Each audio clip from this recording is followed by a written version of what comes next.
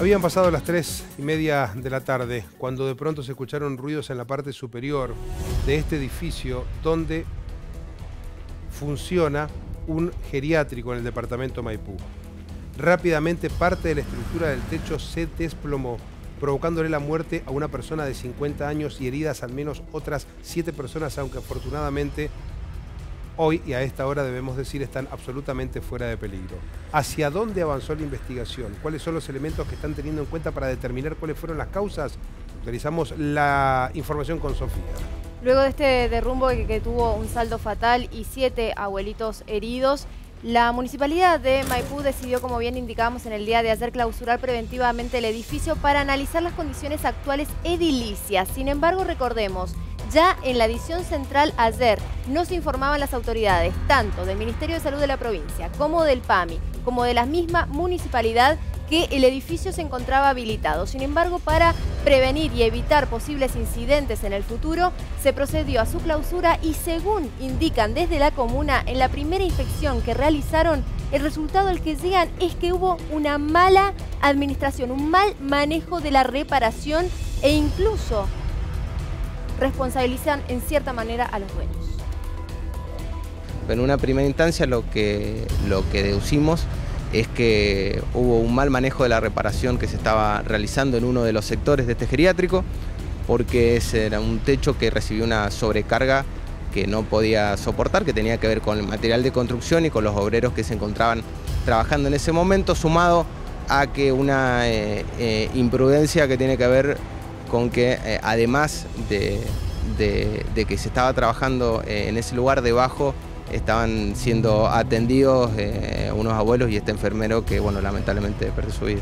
Tenemos que realizar una inspección más profunda, estructural, así que hasta tanto no esté realizado esa inspección, que se realizará con otros profesionales, con arquitectos, maestros manuales de obra, ingenieros, no vamos a proceder al levantamiento de esta clausura preventiva, cuyo objetivo era este, ¿no? Ver cuáles fueron las causas que dieron lugar a este trágico hecho. Lo que hay que hacer es, en la parte más antigua de la construcción, levantar lo que es los hilos rasos y verificar la estructura, ¿no? Esto tiene dos sectores, un sector más antiguo y un sector que es una ampliación que es nuevo. Entonces básicamente vamos a profundizar en la inspección de lo que tiene que ver con la parte más antigua de la construcción de este geriátrico. Si tenemos que pasar en limpio, básicamente lo que plantea el jefe de fiscalización del departamento de Maipú es que el techo se vio colapsado, sobrecargado, por un lado por el material de construcción que se estaba utilizando y por el otro por los 2 obreros que estaban trabajando en ese momento. ¿Qué es lo que plantea? Que el techo colapsó precisamente por eso, y por otro lado, a su vez, hace referencia al tema de que no se desalojó el lugar, al menos precisamente ese sector, para realizar la reparación. Desde ayer en mi mente retumba una pregunta y es la siguiente. Si había 2 individuos arriba del techo, sí, en el momento exacto que se produjo el derrumbe, o, a diferencia de lo que estoy planteando, es que habían subido materiales de construcción, se había caminado mucho por esa zona, provocando el deterioro de los anclajes del techo, y afortunadamente que no estaban estos operarios en el techo, porque si no tendríamos que estar hablando probablemente de más víctimas fatales. ¿Se sabe dónde estaban estos operarios? ¿Estaban operando arriba del tinglado o se habían desplazado? Porque no creo que se hubiesen salvado, ¿eh? Según tenemos entendido, se encontraban trabajando. Lo que pasa es que justo no estaban en ese punto específico.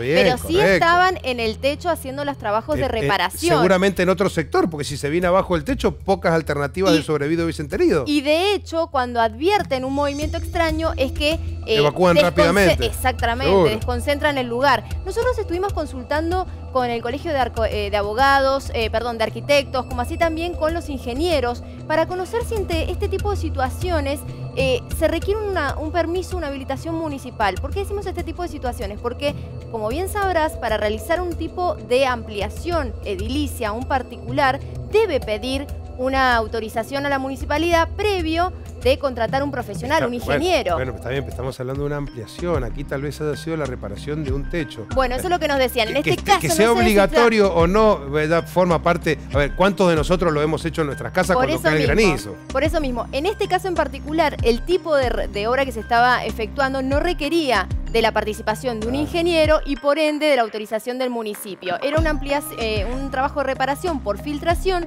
que se estaba efectuando, pero lo que dicen desde la municipalidad, de alguna manera, entre líneas y también deslizándolo bastante directo, es que tendrían responsabilidad los dueños de este geriátrico al no haber tomado ciertas medidas respecto de quienes se encontraban en el edificio en ese momento alojados. Tenemos más notas, ¿no? Efectivamente. Escuchamos ahora a quienes conocían al enfermero que fue héroe, al enfermero que protegió con su cuerpo y luego con su vida a uno de los abuelitos que allí se encontraban. Este hombre que vemos en pantalla, Adrián Videla, un enfermero de 50 años que tenía 3 hijos, papá de familia, casado. Hace 15 días esta foto que vemos en pantalla era tomada porque por primera vez se convertía en abuelo. Un hombre que en el día de ayer se convirtió en héroe, pero que generó obviamente su pérdida, el dolor de muchísima gente que lo conocía. Estuvimos recorriendo la zona, vecinos lo conocían y también personas que habían trabajado con él y que actualmente lo conocían, se lo habían encontrado precisamente en el geriátrico. Yo hace mucho tiempo que vivo acá y lo veía pasar todos los días. Realmente una gran pena para nosotros porque realmente era un conocido nuestro, o sea que realmente lo sentíamos mucho.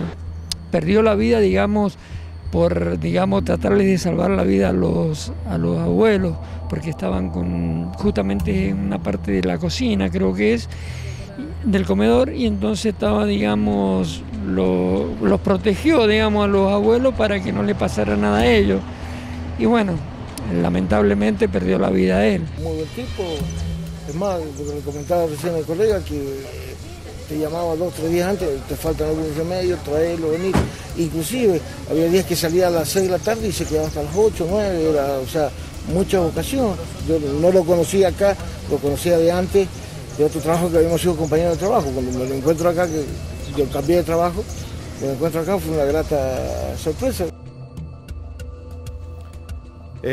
Todos al unísono en la misma dirección, ¿no? El reconocimiento de este hombre, no por el acto de arrojo del día de ayer que le costó su propia vida, sino por cómo fue cuando trabajó en ese lugar, cuando fomentó y cultivó las amistades y los conocimientos. Un hombre muy respetado y muy querido, muy querido, de una familia también rodeados de otros enfermeros, los enfermeros, como se dice, de alma, de vocación.